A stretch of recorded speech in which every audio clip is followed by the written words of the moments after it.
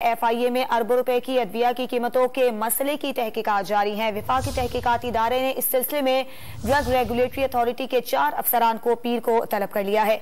इस पर बात करेंगे डॉन न्यूज के नुमाइंदे नवीद सिद्दीकी से। नवीद, बताइएगा ये मामला क्या है?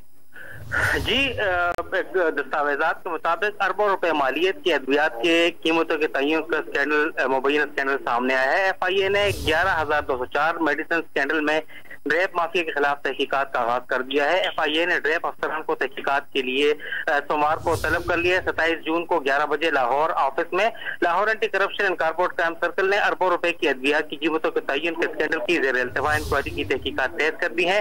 तमाम ड्रेप अफसरान को पेशी के लिए कॉल अप नोटिस जारी कर दिया गया है। 7 अफसरान जो है ड्रेप के, उनके खिलाफ कार्रवाई का आगाज किया गया है, जिसमें से 4 को तलब कर दिया गया है और इसमें एडिशनल डायरेक्टर हेल्थ एंड और काउंटर ड्रग इंस्पेक्टर अजमत है, deputy director central drug laboratory Karachi doctor Saifur Rahman, doctor Fakhruddin Aamir, additional director Noor Mohammad Shah भी शामिल हैं। FIA ने लाहौर में 11,204 अद्विया की कीमतें मुकर्रर न करके अरबों रुपए की लूट मार के इल्जाम में इंक्वायरी कर रहा है और कीमतों का तयन न करके कौमी खजाना को अरबों रुपए का नुकसान पहुंचाया गया है। ड्रेप के जरिए इंदराजशुदा अद्वियात का मुकम्मल रिकॉर्ड भी साथ लाने का कहा गया है। अफसरान ने ड्रेप एक्ट 2012 के सेक्शन 4 और ड्रग एक्ट 1976 के सेक्शन 12 की खिलाफ वर्जी करके कीमतें तय किए बगैर इंदराज के सर्टिफिकेट किस इख्तियार के तहत जारी किए हैं, ये कहना है FIA का, और उनसे तमाम तर जो तफसीलात है वो तलब कर ली हैं। सोमवार को 27 जून 11 बजे लाहौर एंटी करप्शन ऑफिस में अफसरान को तलब किया गया है